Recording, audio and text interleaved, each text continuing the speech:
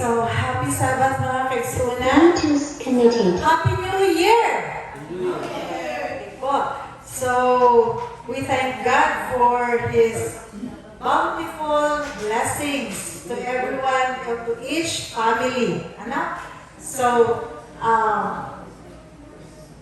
tanan po talaga magpasalamat kita sa Ginoo sa iya pagkamaayo sa aton sa year 2025 na iya kita gin buligan, iya kita gin bantayan, gin protektahan, gin suportahan, gin suplayan sa tanan na aton mga kinahanglan. Salamat sa matahong na mensahe sa awit.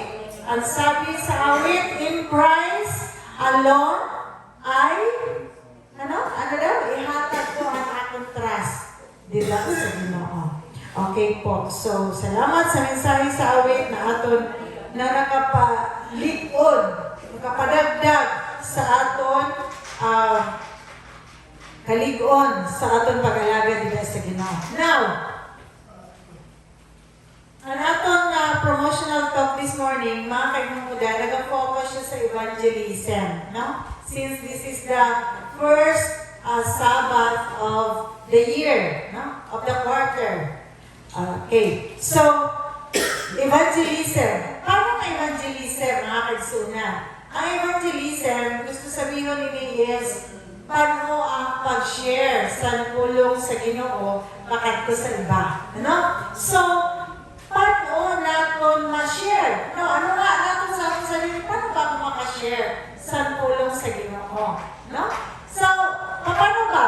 So, first, evangelize mo na yan mo sa diri. Di ba? So, ano kita sa diri natin mag-una? May iba ba akong aram? Mauntan sa dirita. Susihon tan sa dirita. Okay. Ayun, may iba ba akong aram?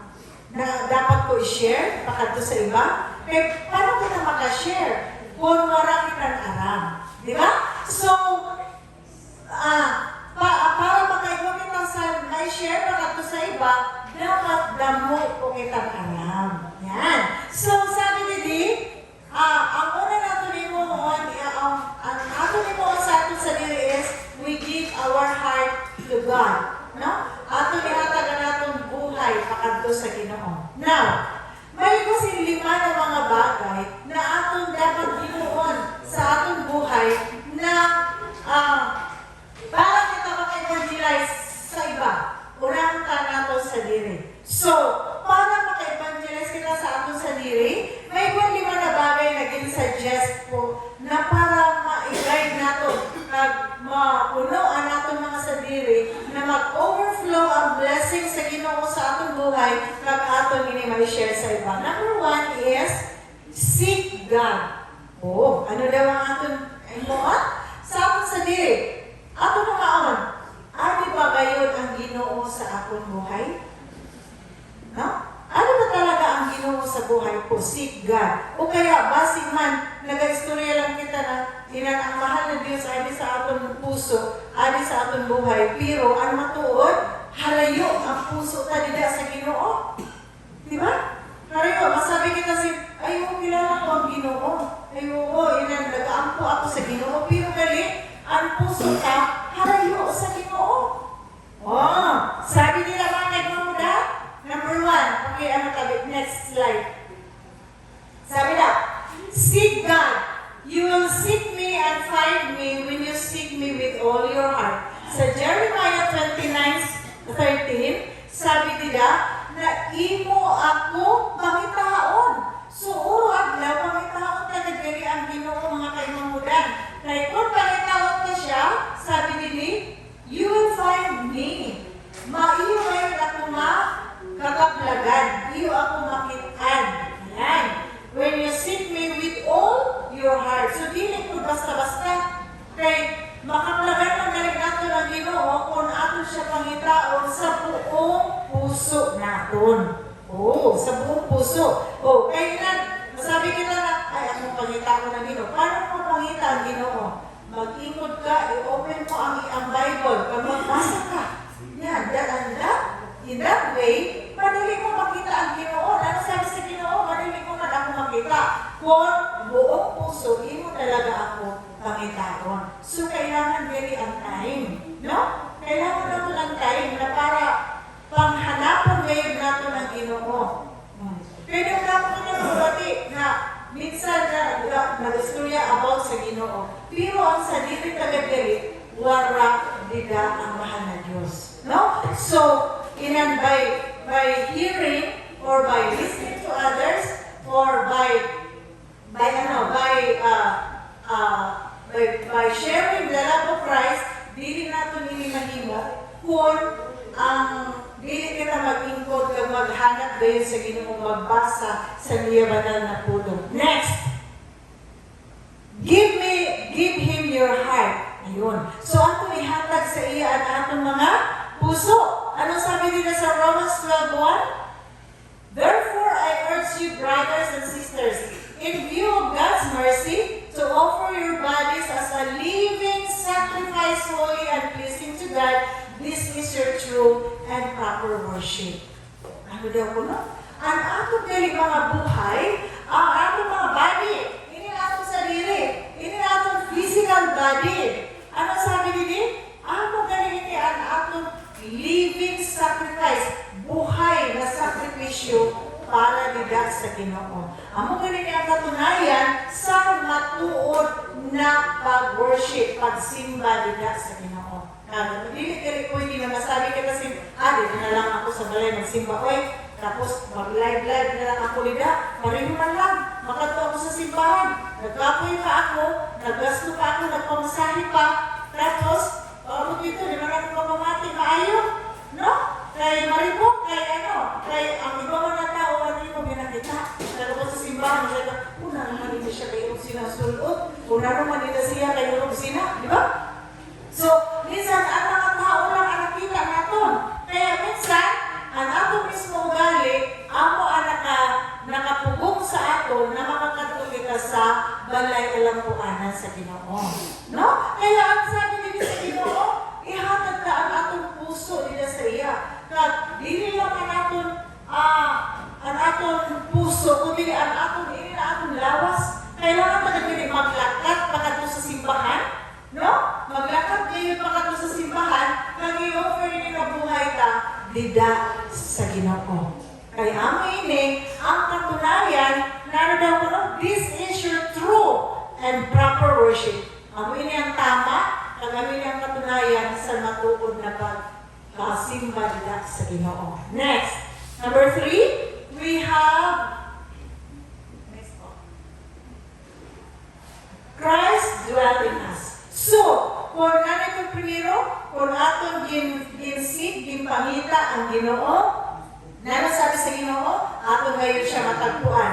Number 2, atong ihatagan aton sa diri, dito sa iya, bilang buhay na offering dito sa Ginoo.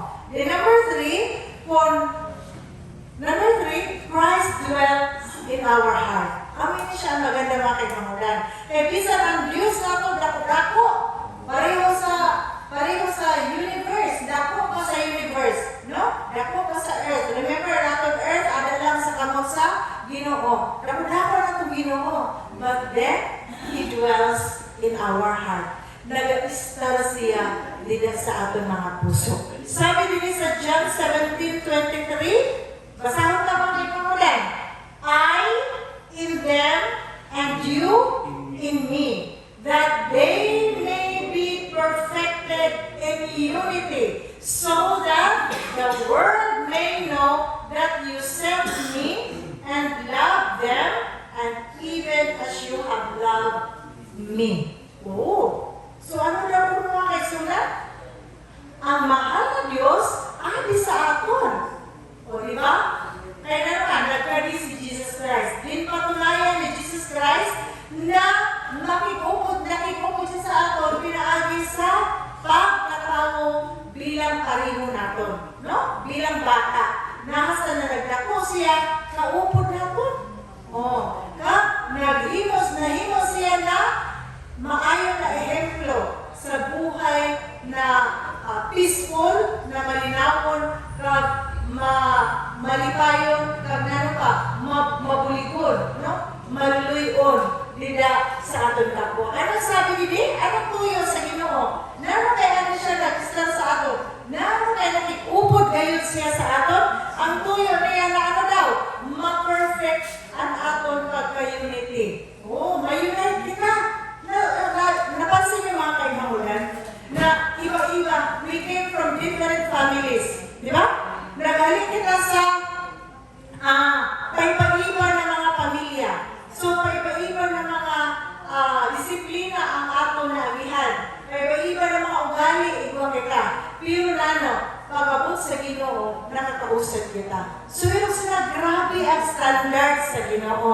Di ba? Kaya ano, na kung ato sunod ang standard sa Ginoo, nagiging united kita, nagiging usad ang atong pagsimba. Di ba? So, yung sila katahog ang mahal na Diyos. If God dwells in our heart, and if we invite God to dwell in our hearts, He really wants to stay in our hearts. So, ang mahal na Diyos, willing gayud siya mag-stand sa aton mga buhay. He dwells in us, nakikupod siya din sa aton, kag gusto niya na kita makausad. Kaya ako naman kay Mudan, na kita bilang mga sumusunod sa Ginoo, bilang mga tinawag sa Ginoo, no? Nakausad kita sa pagsimba nila sa Ginoo, kaya amin ang tuyo na nagkakaligayon kita sa simbahan. No?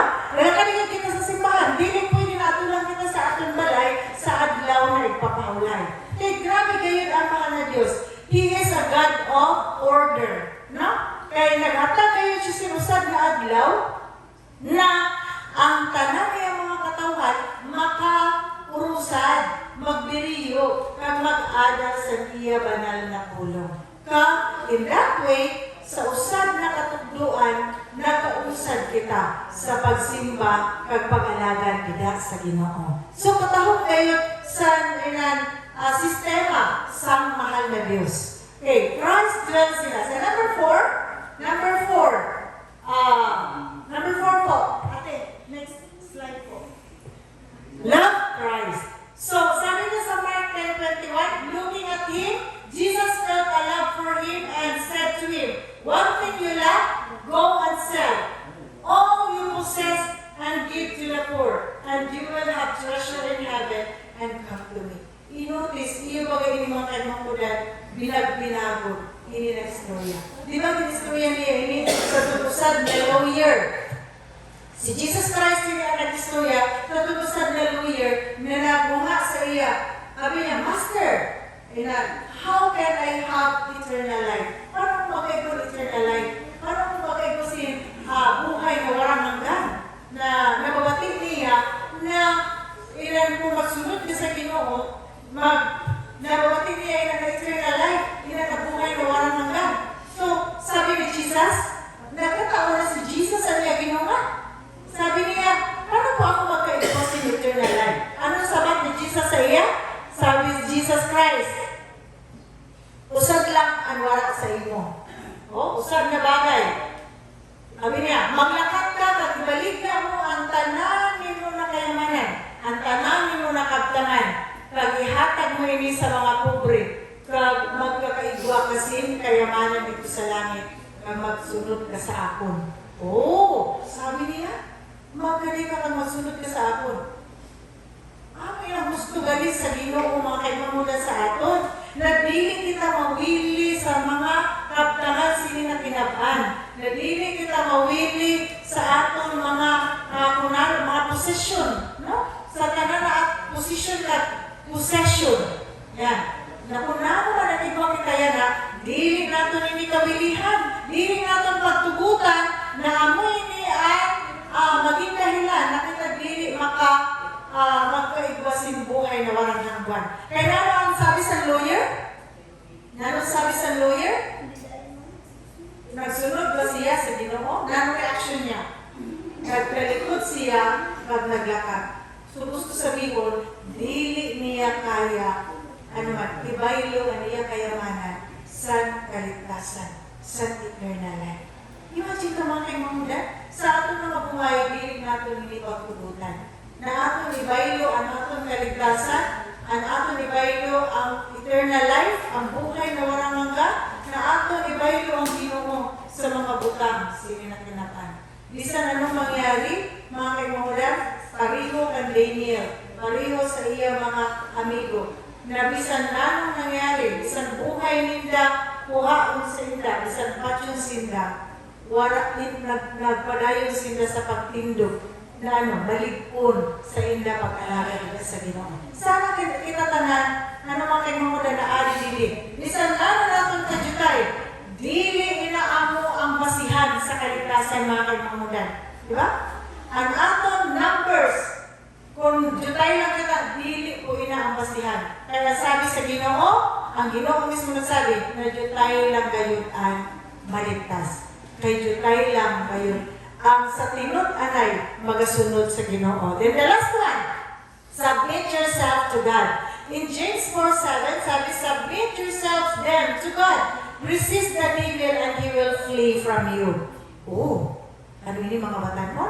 Sabi na din na, atong gayon isubmit ang atong buhay dila sa Ginoo. And that's one thing na ma-evangelize natin sa atong mga sarili. Kaya, panunod naman pag-submit ang atong mga buhay dito sa Ginoo, kuna natin sa kung sa puso na dili wholeheartedly na dedicate natin dito sa Ginoo. I-submit natin para makasunod kita sa iya sa wholeheartedly na para masunod natin ang tanan ng mga katukduan sa Ginoo. Kag magkaigwa kita sa eternal life. Katapang din mga kaibigan. Ano sabi din mga kaibigan? Your powers, your talents, your affections should all be surrendered to God. Nakakara? Kung ano lang nagwa kita, ang atong mga talent, ang atong mga pagpalangga, ang atong puso, no? Palanggaon kang Ginoo. Kaya naman, ginpalangga kita sa Ginoo. Go back to Calvary. Di ba? Anong ginoo sa Ginoo? Di ba? He died on the cross. He offered His life. Naman nagili tayo na mahimo para sa Ginoo. Sila kadako ang pagkalangga sa Ginoo, kaya tayo sacrifice ang tanan ng mga igwa kita sininakinapay. No? Para makasunod kita sa iya, kag magkaigwa kita sa buhay na walang hanggan. Ano sabi ni? Resist the devil. Amin ni mga kaibigan, binan problema ta. Kaya igwa kita lilisip, igwa ang mahal na Diyos lilisip, kaaway, sininakinapay. Na amo ang nagabutong sa ato o adlaw. Di ba? Amo ang ano ba yun? Imbis na matulog ka na, gusto mo na magtulog, may nag-whisper pa kayo dito sa iyo na, uy, mag-movie, mag-movie. Oh, kaya ikaw man, nadaog ka dito, ano sabi na? Resist the devil. Dapat di mo magpamatingon devil. Di ba? So, ikaw sa sarili mo, you have to stand for the Lord. Kung gusto sa devil na mag-movie ka pa, na matutulog ka na, naman, resist daw to the devil. Ayaw magtutuloy na devil will win. Di ba? O, matulog ka na ngayon, mag-pray ka. Instead na magkuha ka pa sa iyong cellphone or tablet na ano man, na mag-movie ka pa, just kneel and pray. Di ba? Kneel and pray and talk to God so that you can resist the devil. How can you resist the devil? Kneel and pray. No? So, amin na siya mga kaibigan, and he will flee from you. So, kung mag-ampo ka na, ang yawa, wala na rin sa nangkahon. Kung mag-ampo ka na nila sa Ginoo, ang yawa, agoy, modelaga na ganyan na siya. Wala ng power of devil na mag-overcome sa aton if we kneel and talk to God. If we kneel and pray for God's power. If we kneel and pray for God to shield us. So, amin siya mga bagay na atong himuon na para kung magpuno kita sila ng mga bagay, masubmit nato ng buhay nato nila sa Ginoo, ang atong mga buhay mapuno kag mga-overflow ang gugma sa Ginoo sa aton. Ma-feel nato ang buhay na walang hanggan na ani na sa aton mga kamot. Kag amin na nato i-share sa iba. And that's the time that we can do. We can evangelize others. We can share the salvation to others. May God bless us this morning.